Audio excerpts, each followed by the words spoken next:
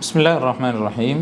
அல்ஹம்துலில்லாஹ் வஸ்ஸலாத்து வஸ்ஸலாம் அலா ரசூலில்லாஹ் நபீனா முஹம்மதின் வ அலா ஆலிஹி வ அஸ்ஹாபிஹி அஜ்மஈன். அம்மா பஅத். கண்ணியமான சகோதர சகோதரிகளே, அல்லாஹுவை தவிர அவனுக்கு நிகராக இந்த உலகத்தில் வணங்குவதற்கு தகுதியானவன் யாரும் கிடையாது என்கிற அந்த வார்த்தையை மனப்பூர்வமாக மற்றவர்களுக்காக அல்லாமல், உலக நோக்கம் அல்லாமல் யார் உள்ளத்தால் மொழிகிறாரோ அவர்தான் உண்மையான இறை விசுவாசி, அல்லாஹுக்கு மிக நெருக்கமான அடியான் என்பதை அல் குர்ஆன் ஹதீஸுகளிலே நாம் பார்க்கிறோம். கண்ணியமானவர்களே, ஒரு மனிதன் லா இலாஹ இல்லல்லா என்று உள்ளத்தால் சொல்லிவிட்டால் உண்மையில் அதன் அர்த்தத்தை அவனுடைய செயற்பாடுகளிலே நாம் அவதானிக்க முடியும். இந்த லா இலாஹ இல்லல்லா என்கிற வார்த்தையை பொறுத்தவரையிலே சாதாரணமான வார்த்தை கிடையாது. அல்லாஹுடைய தூதர் ஸல்லல்லாஹு அலைஹி வஸல்லம் அவர்கள் பல சந்தர்ப்பங்களில் இந்த வார்த்தையினுடைய மகிமையை, இந்த வார்த்தைக்கு இருக்கின்ற பவரை பல சந்தர்ப்பங்களில் நமக்கு விளக்கி இருக்கிறார்கள். லா இலாஹ இல்லல்லா, அல்லாஹுவை தவிர வணங்குவதற்கு தகுதியானவன் யாரும் கிடையாது என்கிற அந்த வார்த்தையை ஒரு மனிதன் மனப்பூர்வமாக ஏற்று தன்னுடைய நாவினால் மொழிகிறான் என்றால், அப்படியான மனிதனிடத்திலே தான், அவனுடைய வாழ்வில் தான் அல்லாஹுடைய சட்டதிட்டங்கள், அல்லாஹுடைய மார்க்க விழுமியங்களை நாம் அவதானிக்க முடியும் என்பதை புரிந்து கொள்ள வேண்டும். நாம் இந்த வார்த்தையை மொழிந்து முஸ்லீம்களாக நாம் இந்த உலகத்தில் வாழ்ந்து கொண்டிருக்கிறோம் என்றால், இதற்கு அல்லாஹு தஆலா கொடுக்கின்ற சன்மானம் என்ன என்பதையும் அல்லாஹுடைய தூதர் ஸல்லல்லாஹு அலைஹி வஸல்லம் அவர்கள் நமக்கு தெளிவாக சொல்லி இருக்கிறார்கள். அல்லாஹ் இந்த வார்த்தைக்கு கொடுத்திருக்கின்ற சிறப்பை அல்லாஹுடைய தூதர் ஸல்லல்லாஹு அலைஹி வஸல்லம் அவர்கள் சொல்கிற போது என்ன சொல்கிறார்கள்? மா கால அப்துன் லா இலாஹ இல்லல்லாஹ் கத் முஹ்லிஸா, ஒரு அடியான் தூய்மையான எண்ணத்தோடு மற்றவர்களுக்காக அல்லாமல் அல்லாஹுடைய திருப்தியை மாத்திரம் எதிர்பார்த்து அல்லாஹுவை தவிர வணங்குவதற்கு தகுதியானவன் யாரும் கிடையாது என்று இஹ்லாஸோடு யார் சொல்கிறானோ, இல்லா ஃபுத்திஹத் லஹு அபுவாபுஸ் ஸமா, அப்படி அந்த வார்த்தையை தூய்மையான எண்ணத்தோடு சொல்கிற அந்த மனிதனுக்காக அல்லாஹு தஆலா வானத்தினுடைய வாயில்களை அல்லாஹ் திறந்து விடுகிறான். வானத்தின் வாயில்கள் திறக்கப்படுகின்றன. ஹத்தா துஃதிய இலல் அர்ஷ், இந்த அளவுக்கு என்றால் அல்லாஹுடைய சிம்மாசனம் அல்லாஹுடைய அர்ஷை சென்றடைகிற வரைக்கும் அந்த வார்த்தை அல்லாஹுடைய அரிஷை தொடுகிற, அரிஷை நெருங்குகிற அளவுக்கு வானத்தின் கதவுகள் திறக்கப்படுகின்றன என்று அல்லாஹுடைய தூதர் ஸல்லல்லாஹு அலைஹி வஸல்லம் அவர்கள் சொல்கிறார்கள் என்றால், அன்புக்குரியவர்களே, எவ்வளவு பெரிய ஒரு பாக்கியம்! இதனுடைய அர்த்தம் என்ன?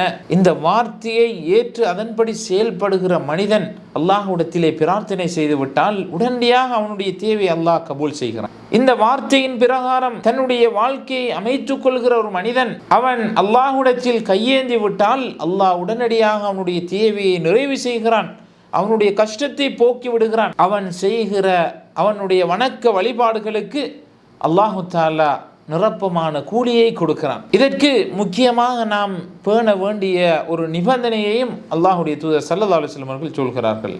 என்ன சொல்கிறார்கள்? மஜ்தனபல் கபாயிர், லா இலாஹ இல்லல்லாஹ் என்கிற வார்த்தையை சொன்ன அந்த மனிதன், அந்த தூய்மையான இஹ்லாஸான முறையில் இந்த வார்த்தையை சொன்ன மனிதன் பெரும்பாவங்களை தவிர்ந்து கொள்கிற காலமெல்லாம் அல்லாஹு தஆலா அந்த மனிதனுடைய துஆக்களை கபூல் செய்கிறான், அவனுக்கு நிரப்பமான கூலிகளை கொடுக்கிறான், பல பெருமதியான வெகுமதிகளை, சன்மானங்களை அல்லாஹ் அவனுக்கு வழங்குகிறான் என்று அல்லாஹுடைய தூதர் ஸல்லல்லாஹு அலைஹி வஸல்லம் அவர்கள் சொல்கிறார்கள்.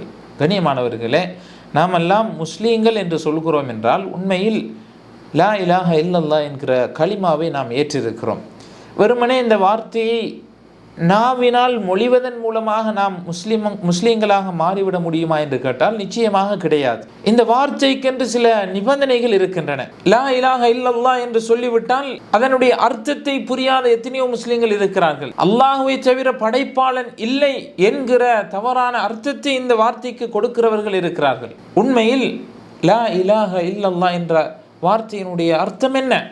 இந்த உலகத்தில் பல மதத்தை பின்பற்றுகிற மக்கள் இருக்கிறார்கள். அவர்கள் கடவுள் என்று நினைத்து வணங்கப்படுகின்றவைகள் அவர்களுடைய பார்வையில் கடவுள்களாக இருக்கின்றன. இந்த வார்த்தைக்கு அல்லாஹ்வை தவிர கடவுள் இல்லை என்று நாம் சொல்லிவிட்டால் மாற்று மதத்தவர்கள் வணங்குகின்ற கடவுள்கள் என்று நினைத்து நம்பி வணங்குகின்றவைகள் அவைகளும் அவர்களுடைய பார்வையில் கடவுள்களாக இருக்கின்றனவே. எனவே அல்லாஹுவை தவிர கடவுள் இல்லை என்கிற வார்த்தைக்கு தேவையான அர்த்தம் அங்கே இல்லாமல் போய்விடுகிறது. அல்லாஹுவை தவிர உண்மையில் வணங்கப்படுவதற்கு தகுதியானவன் வேறு யாரும் கிடையாது. இந்த உலகத்தில் பல கடவுள்கள் பல மதத்தவர்களால் வணங்கப்பட்டாலும் அல்லாஹுவை தவிர வணங்குவதற்கு தகுதியானவன், வணங்குவதற்கு ஏற்றமானவன் வேறு யாரும் கிடையாது என்பது அதனுடைய அர்த்தமாக இருக்கிறது. இதை புரியாத எத்தனையோ முஸ்லீம்கள் இருக்கிறார்கள். அதே போன்று அன்புக்குரியவர்களே, லா இலாஹ இல்லல்லாஹ் என்ற வார்த்தையை சொல்லிவிட்டால் நாங்கள் முஸ்லீம்களாக மாறிவிடுகிறோம். அதே நேரம் நாம் எந்த தவறை செய்தாலும் அல்லாஹ் மன்னித்து விடுவான். குறிப்பாக கலிமாவுக்கு ஷஹாதா லா இலாஹ இல்லல்லாஹ் என்ற கலிமாவுக்கு அடுத்தபடியாக இருக்கின்ற தொழுகையை கூட தொழாத எத்தனையோ முஸ்லீம்கள் இருக்கிறார்கள். கேட்டால் நாங்கள் முஸ்லீம்கள் என்று சொல்கிறார்கள். நாங்கள் லா இலாஹ இல்லல்லாஹ் என்ற கலிமாவை சொன்ன முஸ்லீம்கள் என்று சொல்கிறார்கள். ஆனால் அவர்களிடத்திலே தொழுகை கிடையாது, நோன்பு கிடையாது. அவர்கள் ஜகாத் என்றாலே என்னவென்று அவர்களுக்கு தெரியாது. ஹஜ்ஜை பற்றிய அறிவு கிடையாது. செல்வந்தர்களாக இருப்பார்கள், ஹஜ்ஜி செய்திருக்க மாட்டார்கள். இப்படிப்பட்ட முஸ்லீம்களைத்தான் நாம் இன்று பார்க்கிறோம். எனவே கண்ணியமானவர்களே, லா இலாஹ இல்லல்லாஹ் என்கிற கலிமாவை தூய்மையான எண்ணத்தோடு உண்மைக்கு உண்மையாக அதனுடைய அர்த்தத்தை தெளிவாக விளங்கி யார் ஒரு மனிதன் உள்ளத்தால் மொழிகிறானோ அந்த மனிதனுக்குத்தான் அல்லாஹு தஆலா 7 வானங்களையும் திறந்து அவனுடைய அரிஷை நெருங்குகிற அளவுக்கு அந்த பாக்கியத்தை, அந்த சிறப்பை அல்லாஹ் அந்த மனிதனுக்கு கொடுக்கிறான். அவன் கேட்கின்ற துஆக்களை அல்லாஹ் கபூல் செய்கிறான். அவனுடைய தேவைகளை அல்லாஹ் நிறைவேற்றி கொடுக்கிறான். அவனுடைய கஷ்டங்களை அல்லாஹ் போக்குகிறான். அந்த மனிதன் பெரும்பாவங்களை தவிர்த்து கொள்ள வேண்டும் என்ற நிபந்தனையை நபி ஸல்லல்லாஹு அலைஹி வஸல்லம் அவர்கள் சொல்கிறார்கள். எனவே அந்த அடிப்படையிலே இந்த உலகத்தில் நாம் பல சவால்களை சந்திக்கலாம். முஸ்லீம் என்கிற அடிப்படையிலே, முஸ்லீம் என்ற பேரை வைத்து கொண்ட காரணத்தினால் அல்லது தன்னை ஒரு முஸ்லீம் என்று அடையாளப்படுத்தியதன் காரணமாக பல சவால்களை எதிர்நோக்குகின்ற ஒரு துர்ப்பாக்கிய நிலையிலே இன்று நாம் வாழ்ந்து கொண்டிருக்கிறோம். எனவே அப்படியான நேரத்திலும் கூட அல்லாஹுக்காக அந்த வார்த்தையை மொழிந்த உண்மையான இஹ்லாஸான முஸ்லீம்களாக நாம் மாறுகிற போது அல்லாஹு தாலா நமக்கு கொடுக்கின்ற அந்த வெகுமதி, சன்மானம் நம்மால் கற்பனை செய்து கூட பார்க்க முடியாது என்பதை புரிந்து செயல்படுவோம். வல்லவர் ரஹ்மான் எனக்கும் உங்களுக்கும் அல்லாஹுடைய மார்க்கத்தை கடைசி வரைக்கும் கடைபிடிக்கின்ற பாக்கியத்தை தந்தருள்வானாக. வ ஆகிரு தஅவானா அனில் ஹம்துலில்லாஹி ரப்பில் ஆலமீன்.